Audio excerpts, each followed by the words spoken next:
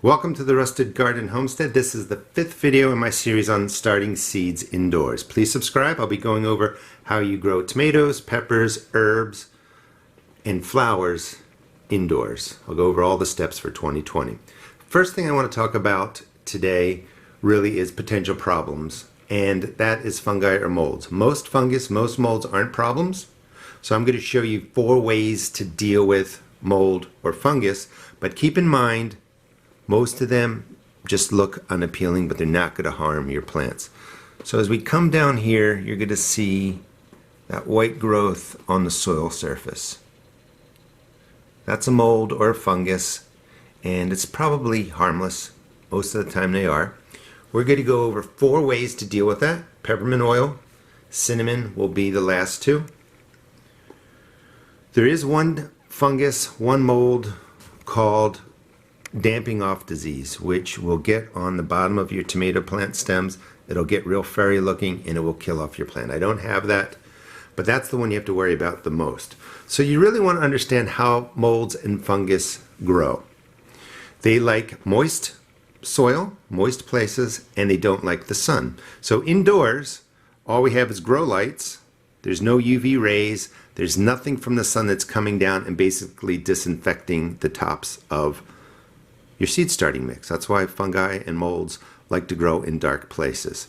So one way that is really effective is when the temperatures are about 40 degrees. Take your flats outside on a sunny day, give them a good hour of direct sunlight. It's not going to hurt your plants, and actually if you do this from the beginning when they're this small, it really kind of strengthens them because they get used to the UV rays, and when you take them out 5, 6, 8 weeks later, they're starting to get acclimated to the sun. But the UV rays of just taking this out, for about an hour, once or twice a week, will help keep these molds at bay. The other thing is to let the top of the seed starting mix dry out. That one on the right is dry on the top, and if you watch the other videos I talk about that. The one on the left is moist. When you come over here to the 6 cells, you don't see any kind of mold or fungus. They tend to dry out more quickly. The tops dry out.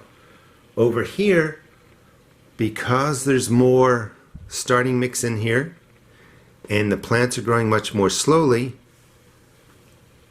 the molds and fungus are just going crazy because it's just staying moist at a great temperature too. So indoors, you have no UV rays.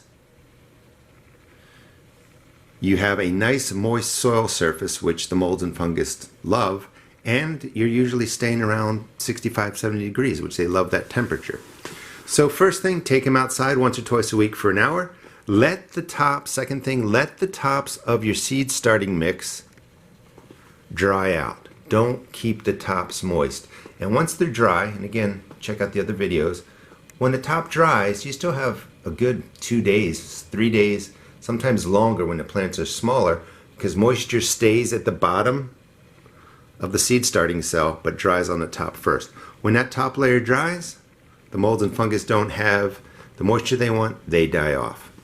Now, if you're concerned about the molds and the fungus, you can do a couple of things. One, you can use peppermint oil. I will link the video that talks about the recipe. Shake it up. This is a high volume sprayer. I sell this container in the sprayer at my seed shop. And you just, let's see if I can do this. Shake well and do a mist like this. You probably only need to do it once a week, to be honest with you, but you could do it twice a week. And that's going to just actually deposit some peppermint oil right onto the mold or the fungi, and it has antiseptic properties. They don't like that. You could also use rosemary oil. The other thing you can use is cinnamon. I have a video for that too. And it's best to put this on really before the seeds are germinating. It's not going to hurt them if you put it on there, but you just coat the top really well. And peppermint oil and cinnamon smells great. So your seed starting area is going to smell delicious. And you would just do something like that. Leave it on there. That will absorb some water and get dark, but it also dry quickly, and it's a surface the molds and fungus don't like to grow on. But you can use, so the 4 things that you can use to manage fungi and molds on your seed starts is to put them outside 1 or 2 times a week for about an hour. Let the UV rays kill them off.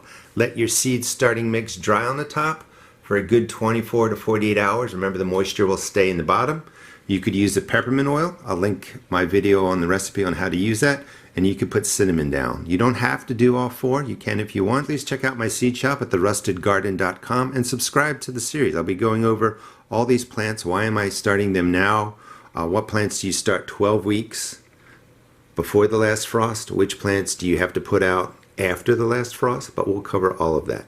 Thanks so much for watching, and have a great new year.